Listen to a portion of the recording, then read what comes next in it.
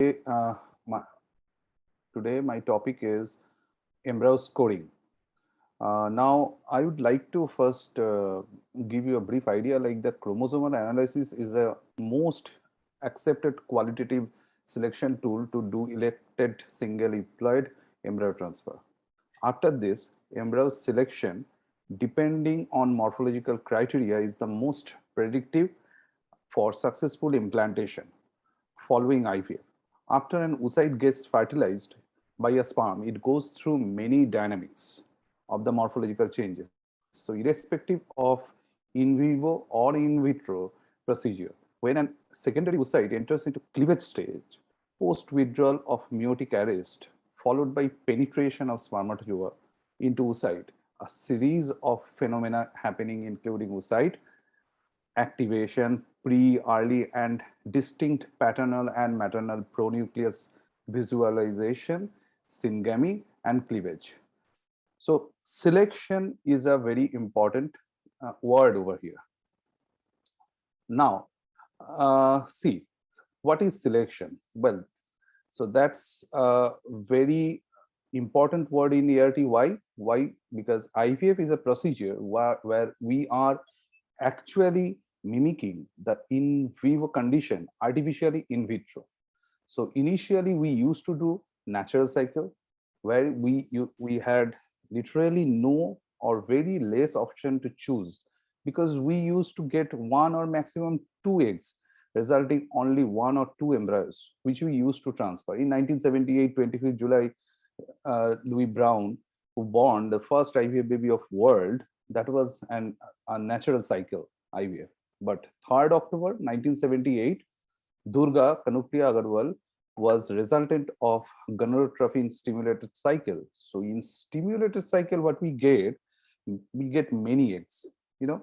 So we get so many embryos. It is always better that we have more than one option. For that, we use this kind of gonadotropin use stimulation cycle so that we will be getting more embryos to better option.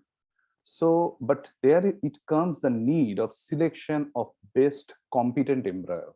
Suppose if we transfer all resultant embryos to the uterus, then it may become life-threatening condition due to multiple gestation. So we need to select best embryos in terms of viability or competency so that it serves two purposes. One, singleton pregnancy, and two, viable pregnancy and birth of healthy baby. So embryo selection is very important. Now, and to select best embryo, we have developed some inclusion exclusion criteria like scoring systems. Uh, I think some feedback is coming.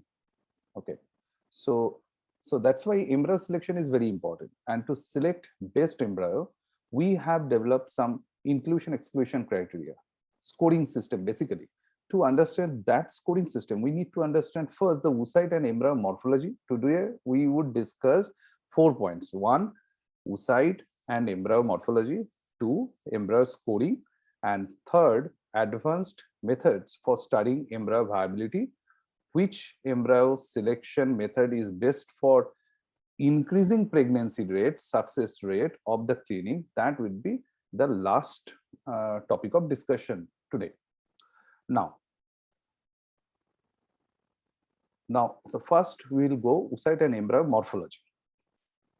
Now, if we go to oocyte and embryo morphology, cellular anatomy of the oocyte first I will discuss. Now, oocyte is surrounded by what?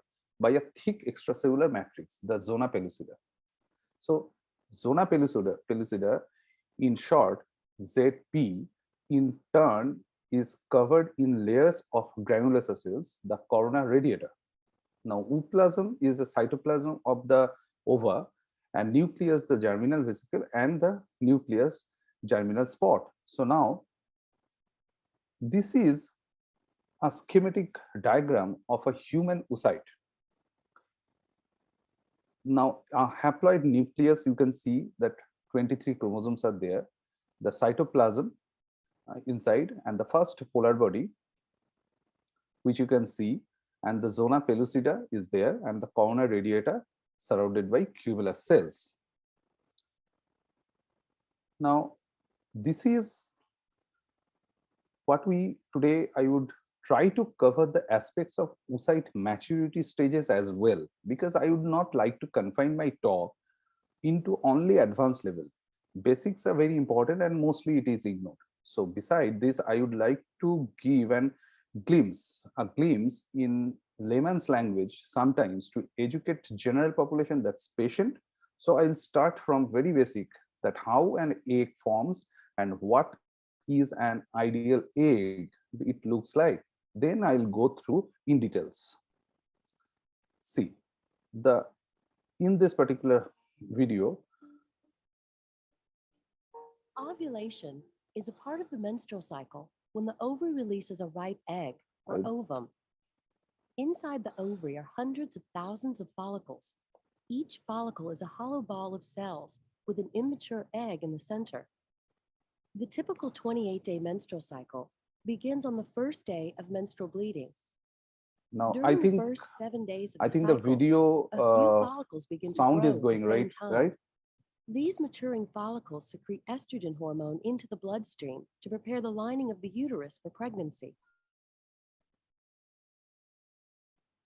Around day 7, all of the follicles stop growing and Now I will just I just wanted to show that video only, but the sound is going. I'll just tell you one thing, like an oocyte is an immature egg. Now what happens? Like an immature ovum, oocytes develop in maturity from within a follicle. These follicles are found in the outer layer of the ovaries. So during each reproductive cycle, several follicles begin to develop.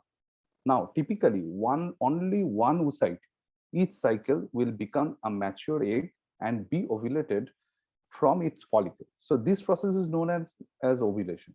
A woman inborn with the oocyte, she will ever have, she has already born with that particular oocyte, number of oocytes. So remarkably, the most eggs woman will have are when she is a 20 weeks old fetus with approximately 6 to 7 million eggs. At birth, the number of eggs falls to 1 to 2 million, and at puberty, she has only 3 lakhs to 5 lakhs remaining eggs.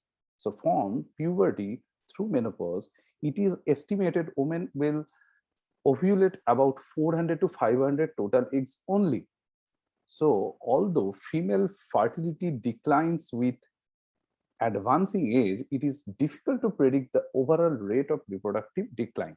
The quality of a woman's egg is highest in her mid-20s, and then it gradually decreases, and early 40s, so it goes very bad shape. So the decline in both egg quality and quantity may manifest in a longer time to conception. As a result, fecundability, the probability of achieving a pregnancy is one menstrual cycle begins to decline significantly after, in early 30s, with a more rapid decline after age of 35 or 37. So now, see the primary oocyte, what happens here? You can see. So here we can see the oogenesis, what happens. Every oocyte will go through two separate meiotic cells division before becoming a mature ovum. So meiotic cell division leads to growth and maturity of the oocyte and not additional oocytes. Towards the end of paternal development, the oocytes stop multiplying in number and begin to mature individually. At this stage, they go through the first meiotic cell division. This cell division leads to a oocyte growth, not more oocytes like what happens with the oogonium. But they don't just speed through development to maturity right now. The primary oocyte freeze in their development and remain frozen until reproductive hormones trigger the next stage. Oogenesis will continue to at the age of puberty. Now the secondary oocyte, what it happens when the secondary oocyte, what is the difference between the primary and the secondary oocyte? The puberty jumpstarts the next stage of oocyte maturity. Not all the oocytes go through this latter stage of oocyte development together. Of course, they more or less take turns over a woman's reproductive years. Each month, a new set of primary oocyte begins to mature. Now, once a primary oocyte is affected by reproductive hormones, it completes stage 1 and meiotic cell division, stage 1 of the meiotic cell division, and this is known as oocyte maturation. At the end of the first stage of meiotic cell division, the cell splits into two separate cells, a small polar body and a large secondary oocyte that we see. The small polar body eventually deteriorates. The secondary oocyte begins the next stage of maturation. Now the oocyte comes. The oocyte now begins the second phase of meiotic cell division. Eventually the secondary oocyte will split again into two separate cells, another small polar body and a larger mature cells. The larger mature cells is known as oocyte. As before, the smaller polar body cell will eventually deteriorate and ovulation occurs when the oocyte has reached the oocyte stage of the development. So what we get, that is basically this oocyte. Now the ovum, how it turns into ovum. At the time of ovulation, an oocyte is released from the follicle. Human egg cells cannot move on their own. Instead, finger-like projections draw the oocyte towards and into the fallopian tube.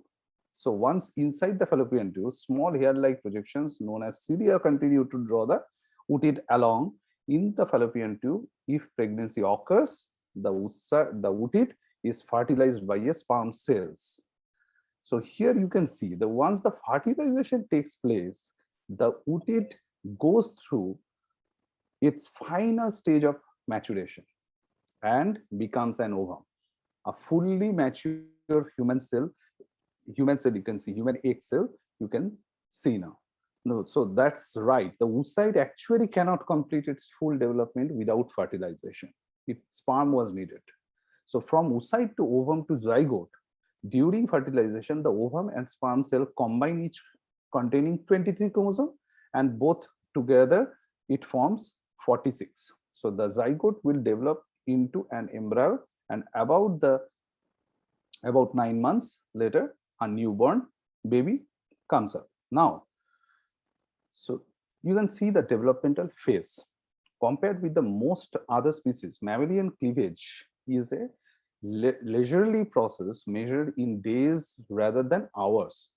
Development proceeds at the rate of roughly 1 cleavage division per day for the first 2 days. After the 2-cell stage, mammalian cleavage is asynchronous, with one of the 2 cells, that is blastomeres, dividing into form a 3-cell embryo. When the embryo consists of approximately 16 cells, it is called a morula. So starting after the 8-cell stage, the embryos of placental mammals enter into a phase called compaction, that is on day 4. So during which the individual outer blastomeres tightly adhere through gap and tight junction and lost their individual identity when viewed from the surface. Compaction is mediated by the concentration of calcium ion activated cell adhesion molecules such as ESHRE in a ring around the apical surface of the blastomeres. So that we see. So now the blastocoil happens. So ultimately we get a beautiful blastocyst, which is a bigger size. And at the blastocyst stage, the embryo, which is still surrounded by the Zona pellucida, consists of 2 types of cells: an outer epithelial cells that is called the trophoblast that surrounds a smaller inner group of cells called the inner cell mass. Each blastomere at the 2-cell and 4-cell stage contributes cells to both the inner cell mass and the trophoblast. The end of the blastocyst that contains the inner cell mass is known as embryonic pole, and the opposite end is called the embryonic pole. So the appearance of these 2 cell types reflects major organizational changes that have occurred within the embryo, represents the specialization of the blastomeres into the distinct cell lineages. So cells of the inner cell must give rise to the body of the embryo when it comes out from that uh, cell wall, and embryo itself addition of several extra embryonic structures. So whereas cells of the trophoblast form only extra embryonic structures, so including the outer layer of the placenta, there is a increasing evidence that fibroblast growth factor 4, a growth factor secreted by cells in a cell mass, acts to maintain this particular the meiotic activity in the overlying trophoblast. So what embryo morphology, cell number, and fragmentation, cell sizes? There are 3 scoring parameters for quality: cell number, cell symmetry, and fragmentations. So studies have shown that the embryos with either lower or higher cell numbers have significantly reduced developmental potential. Furthermore, it has also been reported that the proportion of blastocysts that appeared to be normal was significantly higher among day 3 embryos, that is 7 to 9 cells. So 41.9%. So that's big. The compared to embryos with less than 7 cells. So 13.8%, significantly lesser. So or more than 9 cells is 27.5%. Little higher, but still significantly lower. So this phenomenon was also evident in embryos with low cell numbers, whereby transferring 4-cell embryos resulted in a significantly higher implantation rate, that is 23%, than transferring a 2-cell, that is 12% only, or 3-cell embryos, that is 7% only. Now I'll go to embryo scoring, but it will start from the oocyte scoring itself. So the 6 individual parameters were assessed as follows.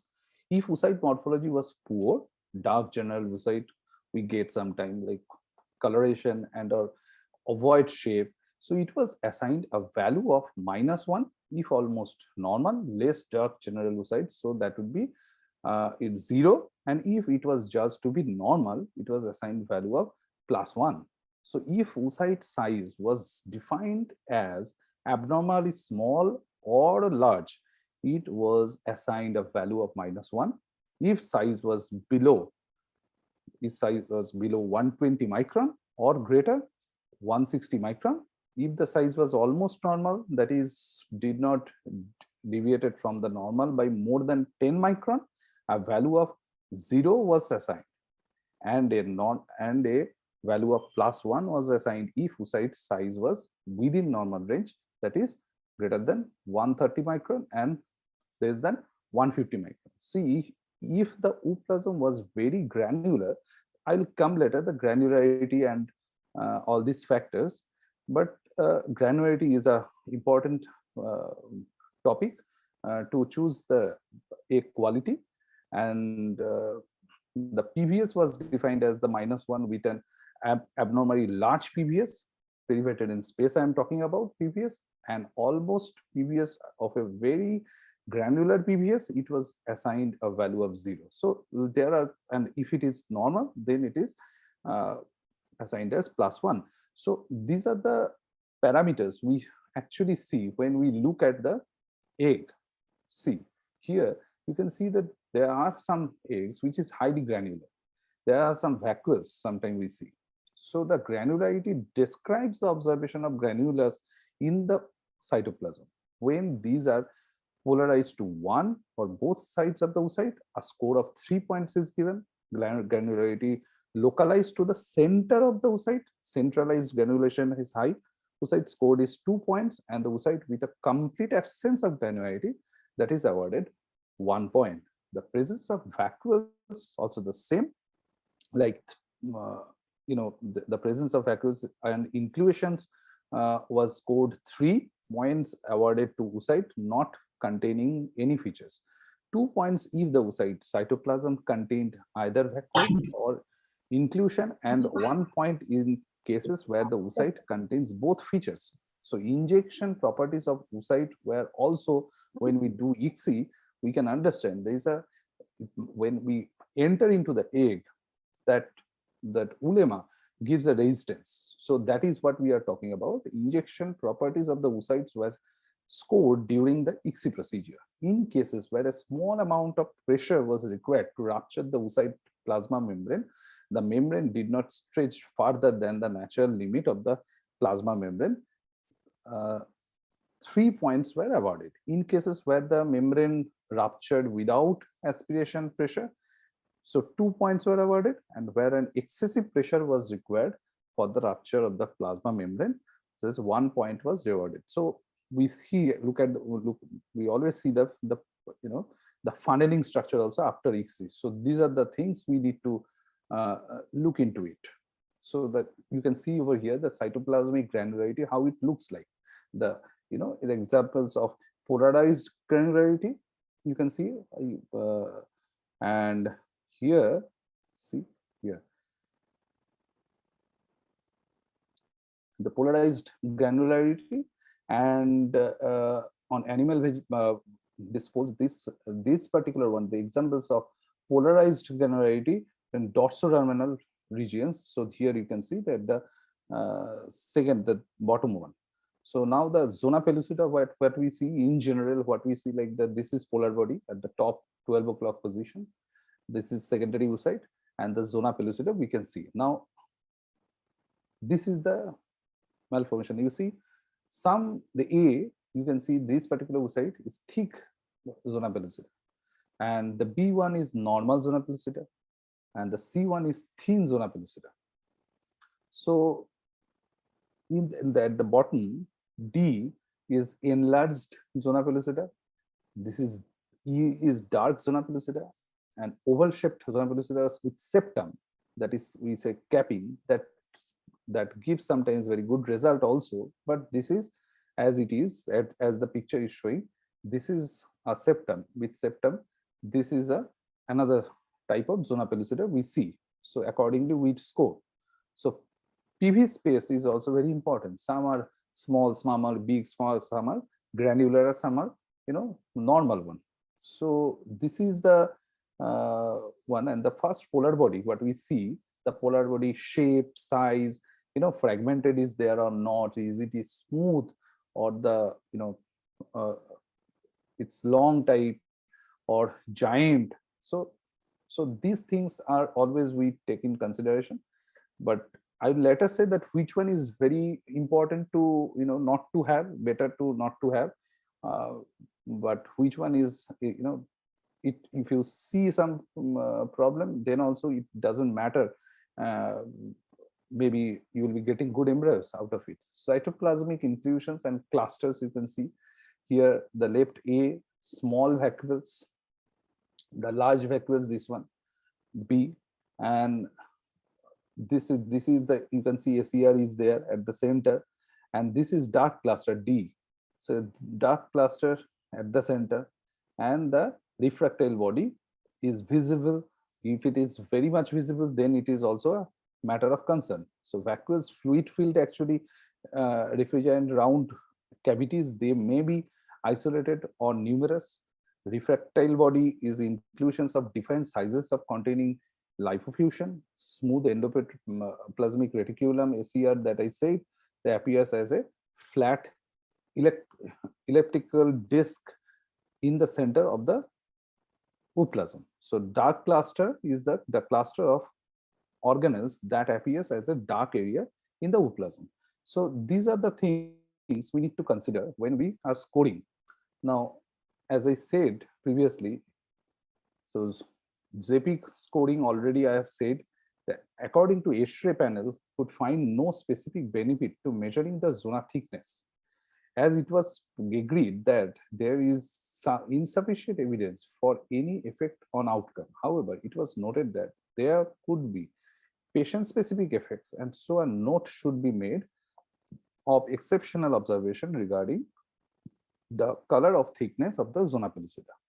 So PV space, what ESHRE said, it was agreed that the presence of inclusions in the perivitelline space is anomalous. However, there was insufficient evidence to support any specific prognosis associated with this observation. Therefore, it was the consensus that while the observation of inclusion should be noted, there is no requirement to count or measure them It was further agreed that a note of perimeter space should only be made if it is exceptionally large.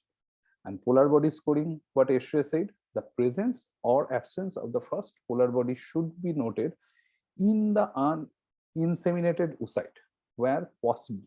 This may not be possible for oocytes that are inseminated via IVF. You can understand, because in IVF you are not going to denude that particular egg. You cannot see actually the whether the first polar body has come or not. But in EHRE, when you denude it, then you can see it that whether the polar body is there or not. So that the size of the polar body should only be noted if it is exceptionally large. It was the consensus that oocyte with an abnormally large polar body should not be inseminated due to risk of oocyte aneuploidy. Cytoplasm scoring, what ESHRE said, interesting. The consensus was the homogeneous cytoplasm is expected, and that non-homogeneous cytoplasm is of unknown biological significance and based on current evidence may represent variability between oocytes rather than a dysmorphism of developmental significance. Further to this, it was agreed that granularity of the cytoplasm is ill-defined. Yet to know many things and see and distinctly different from clustering of organelles. Clustering is detectable by any form of microscopy, whereas granularity is often only seen by modulation of the optical path in phase contrast microscopy. It was agreed that clustering is associated with lower implantation potential. It was also agreed that ACR discs are associated with the risk of serious, significantly abnormal outcome. So it is the strong recommendation of the expert panel that oocytes with the feature should not be inseminated. In addition, it was noted that the sibling oocyte should also be examined for the presence of ACR discs presenting either as a single disc or as a series of smaller plaques.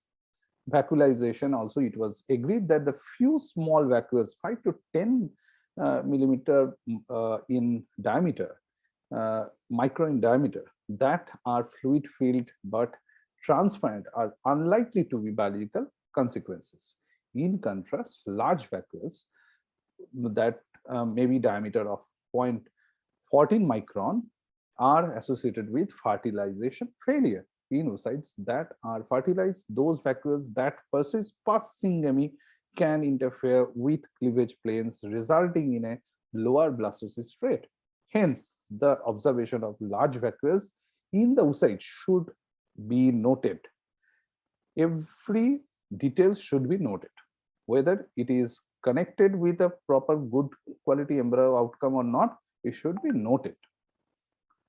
Now, the cumulus oocyte complex scoring also, when we see first look at the egg during IVF in IVF we are only seeing to the OCC.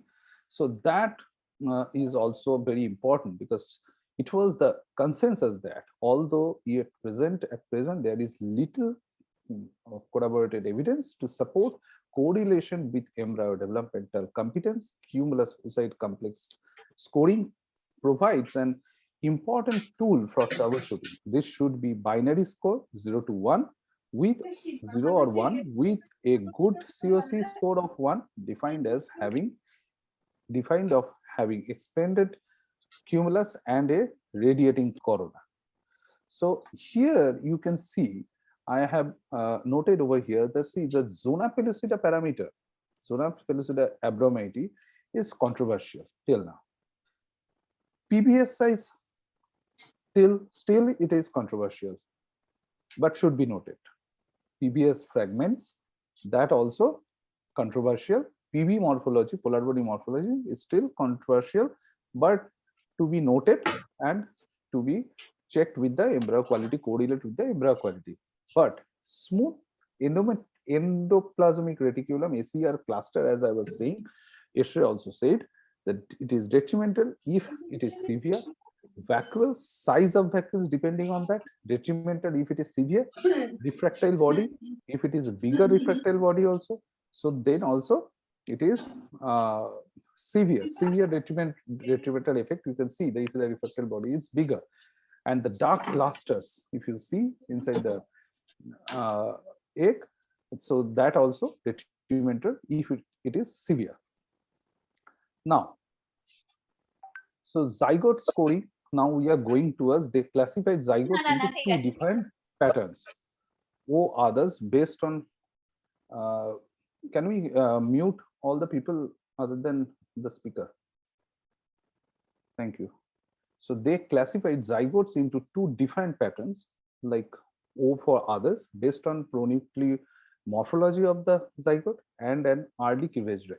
Pattern O consisted of zygotes that exhibited the same number of small NPBs distributed in the nucleus or large NPBs with polar distribution between the two pronuclei.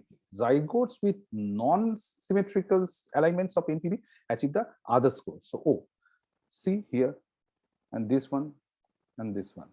Very interesting. No? So these NPBs we can see over here. Now,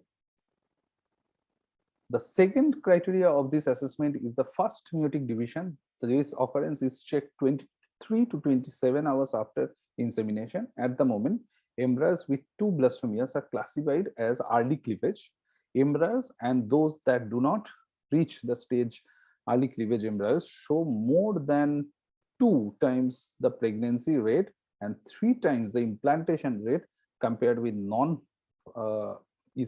embryos. These results have previously been proposed by Shoki with interact nuclear membranes are classified as no early cleavage embryos. This is very important. I'll say later, I will highlight this particular point later also. So better outcomes with O pattern and EC zygotes. So here the zygote scoring according to Scott, there are different kind of zygote scoring is there.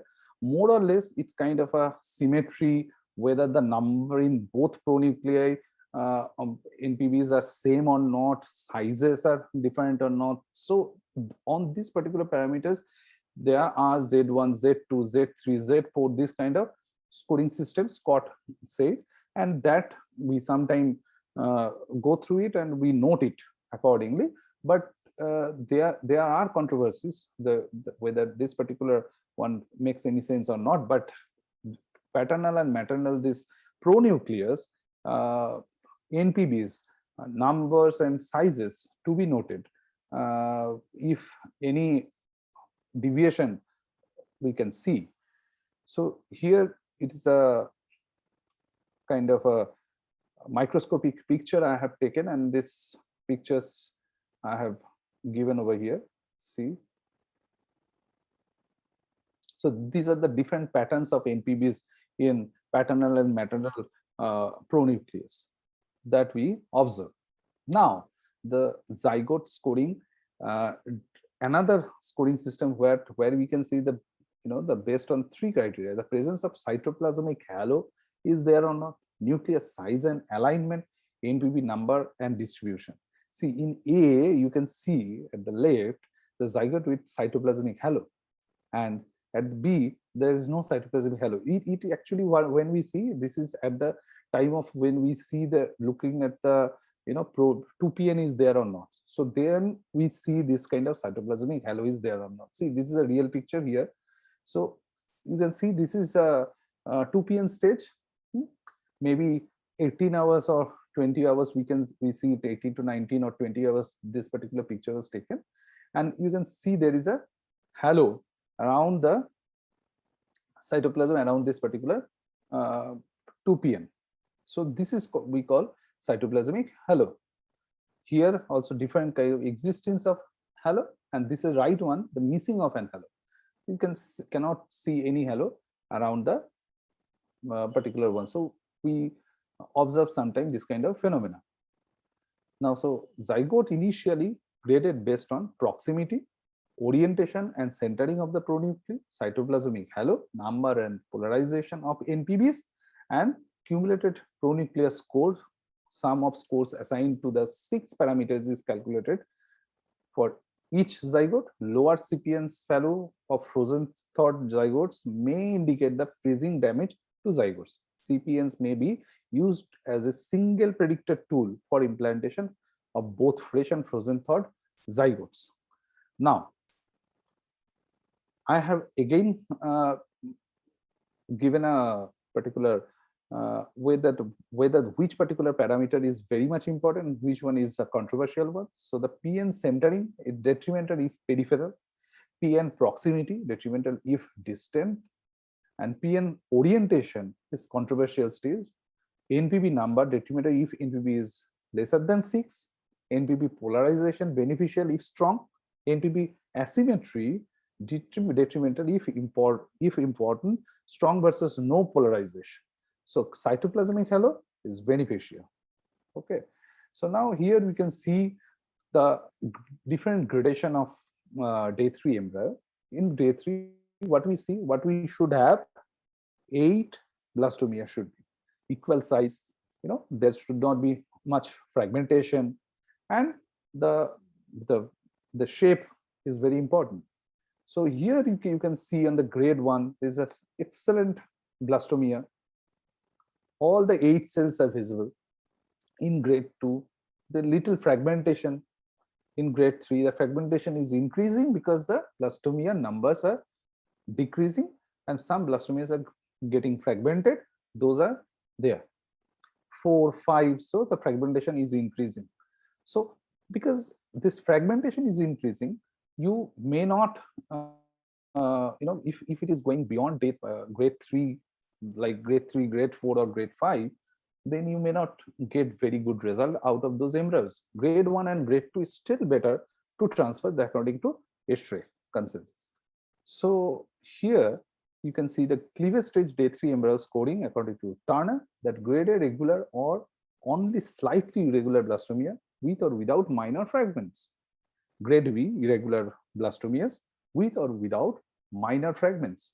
Grade C, irregular or regular blastomias up to 30% fragments, and grade D, irregular or regular blastomias more than 30% fragments and fragmented, usually unsuitable for transfer, but we generally do not transfer more than grade B. If grade A, grade B is fine, but more than grade B, that the outcome is not that good.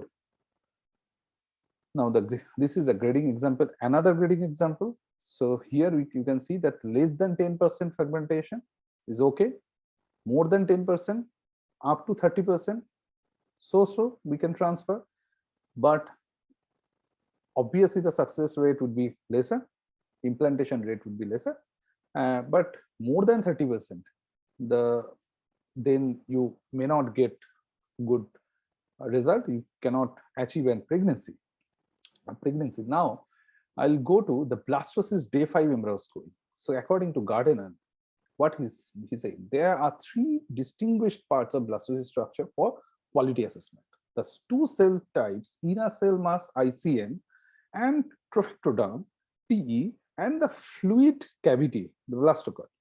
While the development of the blastocyst progresses, cells in the 2 regions divide and the fluid cavity enlarges. Many IVF clinics that transfer blastocyst use the blastocyst scoring system developed by Gardner et al. As we also do same. This grading system has 3 separate quality scores for each blastocyst: 1 expansion and hatching manner, 2 and ICM, and 3. So this is we always follow. So here you can see the expansion grade 1, the blastocoel cavity less than half the volume of the embryo; 2, blastocoel cavity more than half the volume of embryo, and full blastocyst cavity completely filling the embryo; and 4 is expanded blastocyst cavity larger than the embryo with thinning of the shell because it is going to hatch; 5 is hatching of the shell; and 6 is hatched out of the shell. So this is all about. Now the ICM grade A, B, C. So A is many cells tightly packed, B several cells loosely grouped, C very few cells. Trophectoderm, ABC same. A many cells forming a cohesive layer, B, few cells forming a loose epithelium, and C, very few large cells. See here, we can see some real pictures. Here, the first one is TC is poor, 3AA is good, and 3BB is average. It's not that good, but again 4AA, that is very good, and average is 4AB, and A4BC is poor. So these are the classification system. You can see this. These are the pictures which has been taken through the microscope, and respective grading has been noted over here. So this is a beautiful blastocyst, both very beautiful blastocyst. It is going to hatch. It's already hatched, one, the righter one, and the left one is going to hatch. The very thin outer shell, you can see, cannot even mark the outer shell. It is so thin, it is just going to break. Now the advanced methods for studying embryo viability. So advanced embryo viability methods, within that we have 2 or 3 right now. Now it is pre-implantation genetic diagnosis, that PGD, and screening is PGS. So we do this kind of scoring system, PGDA, for to see the aneuploidy, because PGD uses polymerase, as I said first, that the chromosomal analysis is the most accepted qualitative selection tool to do elected single euploid embryo transfer. So PGD uses polymerase chain reaction PCR based technique to a diagnosis specific genetic mutations for or fluorescence in situ hybridization, that is called FISH, to diagnose chromosomal abnormalities or to sex the embryos for patients carrying X chromosome linked diseases. So PGD can be applied to embryos at different stages: zygotes, polar body biopsy that we do, cleavage stage embryos, blastomere biopsy, or blastocyst trophectoderm biopsy. Nowadays, blastocyst trophectoderm biopsy is being followed maximum time, because you see, if you are going to see a particular, on day 3, if you are going to see one blastomere, if you are picking up out one blastomere and you are sending for PGD, so maybe the aneuploidy is not there, or maybe the aneuploidy is there, but there is a self correction mechanism, and opposite side it may deteriorate once it is again deviate, the division is taking place. So we are nowadays following the day 5, the blastoid trophectoderm biopsy, because this is more advanced stage, because once as you go advanced, it will be more specific. Mosaicism is there, and all these things are there. It will be changing because correction mechanism is there. So these things can influence. So that's why, if suppose if you see, like we do if we don't do this PGD or something like that, so after the implantation, sometime if we get this kind of report, like there is a chance of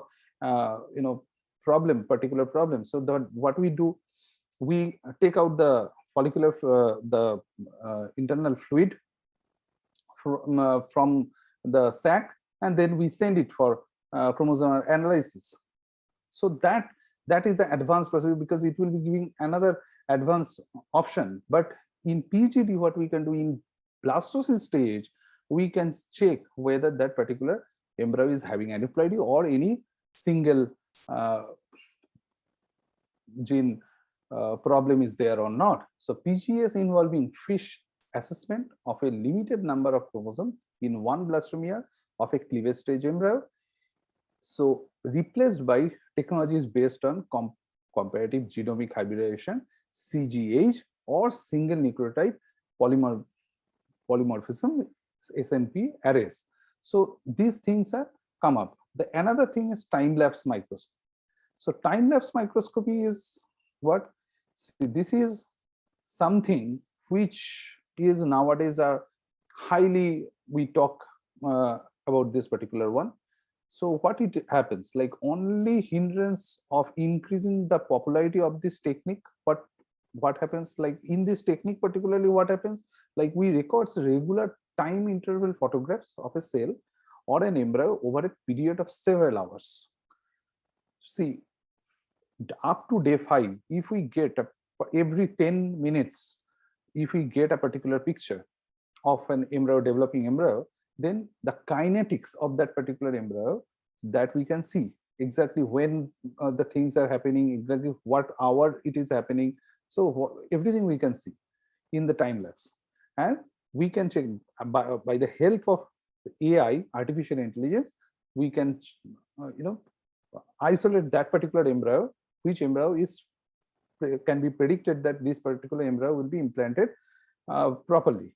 But in this particular time-lapse microscopy, the only problem, only hindrance of increasing the popularity of this technique, I would say, is expensiveness versus information powered by AI. This machine give you intricate details of embryo growth kinetics, which helps us to differentiate between highest potential embryo, as I said, and less potential embryo to be implanted. It in its current form may help us to choose the possibly best embryo according to its growth kinetics, which eventually help us to choose for single embryo transfer, electrode embryo transfer. This is very important, and it may help because it will give giving you so many data. You can choose which one is a little better than this. You understand? So, but IVF is a costly affair for Indian patients, and at last, if we deliver a single embryo, depending on its morphokinetics, may land up in no pregnancy at all. So better to evaluate embryos at specific time frame, especially the fast cell division timing. More early is better. On day 3, blastomia size equality and absence of fragmentation. On late day 4, ovulation, early blastulation, trophectoderm formation initiation are 3 major signs of implantation potential.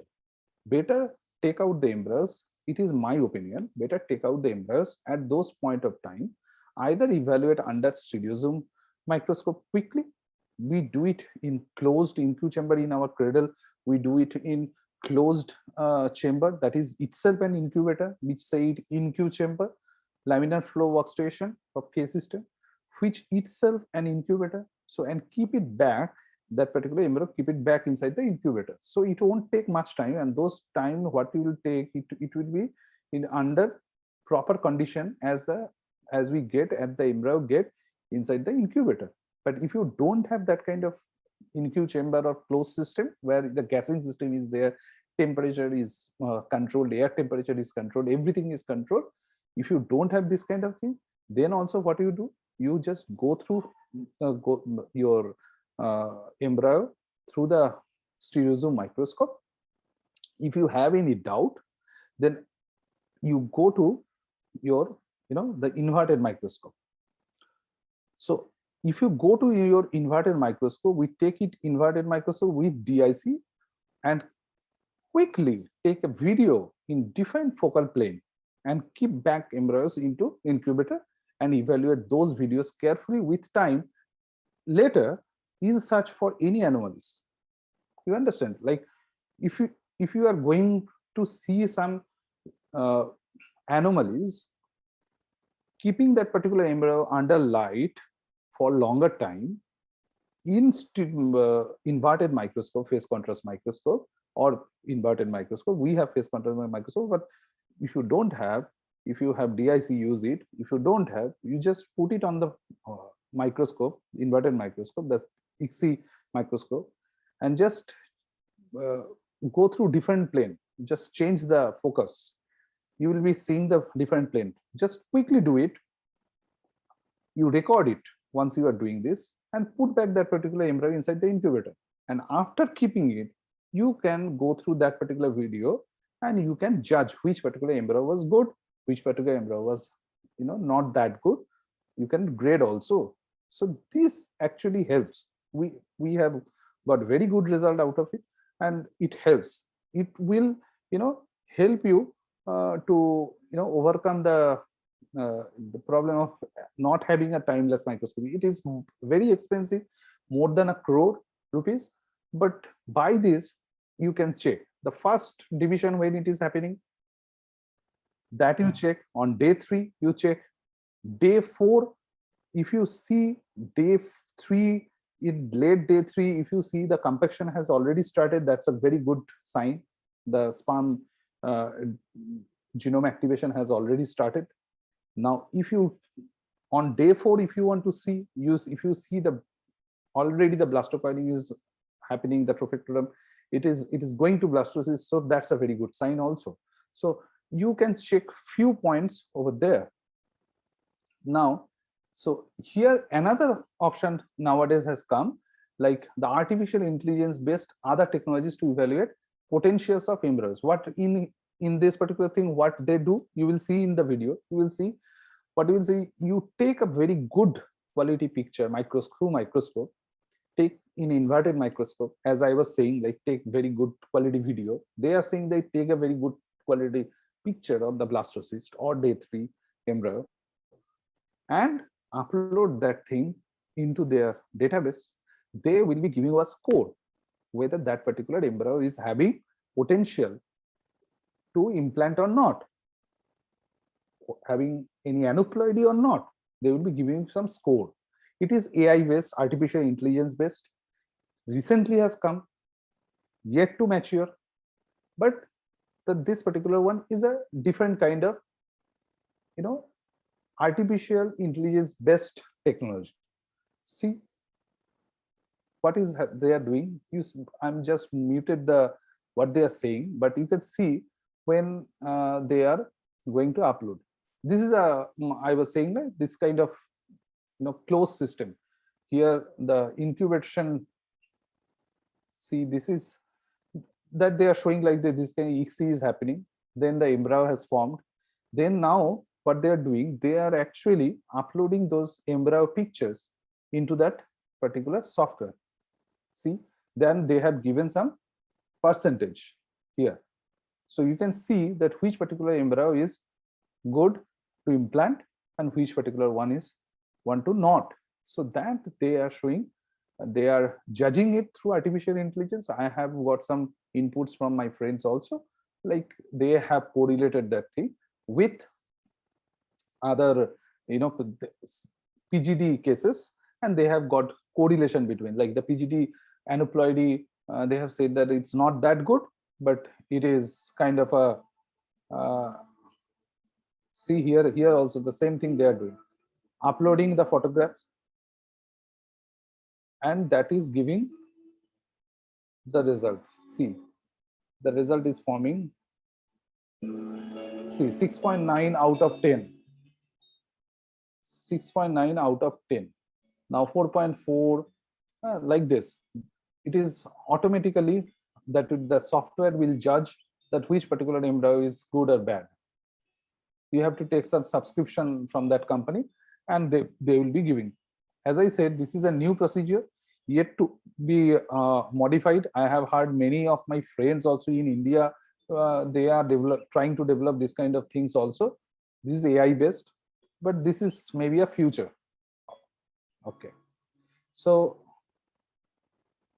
now, so which embryo selection, we have come to the last part of my talk, is which embryo selection method should be offered to the patients. It is very subject specific, clinic specific. Expertise of the clinician or the embryologist, is that technique they are expert or not, affordability of the patient, size of the clinic, and scope of its services provided. Scoring based on morphology is still the most common method that is being employed. It is not invasive but less accurate. So time lapse, as I was saying, is claimed to have at least 2 advantages. It provides undisturbed culture conditions and significantly more embryo observation points. It is a sophisticated option, but very expensive one. Now, PGD is an invasive technique, often requires elective cryopreservation, off-site testing, and delayed transfer due to the pending biopsy results. The technology is not error-free also. and may result in the loss of embryos. But still, PGD, if it is done properly, then you'll be getting a better insight of it. So the summary of today's talk is scoring techniques helps prognostic the outcome and helps in selection of good oocyte zygote embryo for implantation in IVF. Methods of morphology based scoring, oocyte scoring, zygote scoring, early syngamy formation, cleavage stage embryo scoring, early blastocyst, late day 4 scoring, or blastomia stage day 5 scoring is very important. Here the timeline we follow is like 2PN should come at 18 hours, day 2 proper 4 cell, it should come in 44 hours, day 3 68 hours, the 8 cells should come, and day 5 the total proper blastocyst should come within 115 hours or 16 hours. So this is the timeline we follow. So other less common morphology based scoring includes Zona pellucida, polar body, preventive space, ooplasmic, and vacuolization scoring. As I said, there are some specific properties are there. Sometimes it helps, sometimes it doesn't, but it should be noted. PGD PGS invasive technique helps in diagnosis of genetic maturation and chromosomal abnormality. Risk of embryo loss is unavoidable. So TLM non-invasive, more sophisticated. As I said, records regular time interval photographs of a cell or an embryo over a period of several hours, but cost versus technology versus patient benefit is still questionable. And the last is factor in deciding evaluation option is expertise of the embryologist in that particular clinic, because you may have very good sophisticated instruments, you may have very good quality lab, very good quality instruments, but your SOP is not that good. Your embryologist may not be that competent to handle those sophisticated instruments in proper way. That makes huge difference. So it is not only technology based, it is technology based, ART, assisted reproductive technology, but technology doesn't mean that only the instrument will give you the whole support, because instrument is driven by the human, the embryologist, who is doing that particular technique and who is having very good SOP in their lab. They are getting very good result. So affordability of the patient, yes, patient number should be increased so that is viable, that particular clinic can run properly. So affordability of the patient to be taken care, because low cost IVF is nowadays coming into the picture.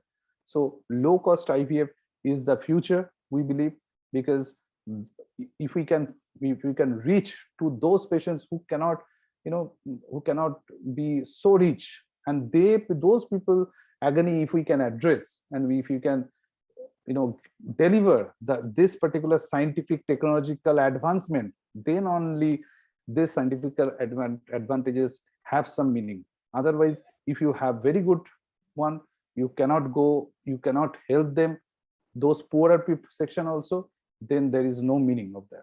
So size of the clinic, scope of its service provided. So this is my talk today, and thank you very much for listening. Thank you, sir. Thanks for your valuable insight on the topic. Can I request viewers if they have any questions in their mind?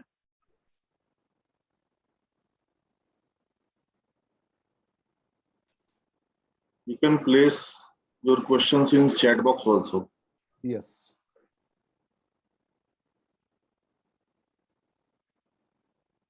I can see the chat box is still empty. If you have any question, get back to me. I can answer.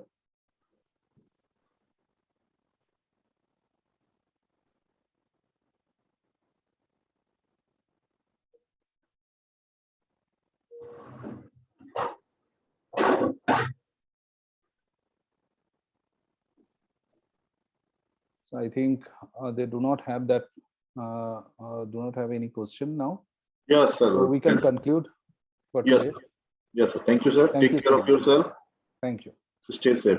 Thank you, sir. Thank you very much.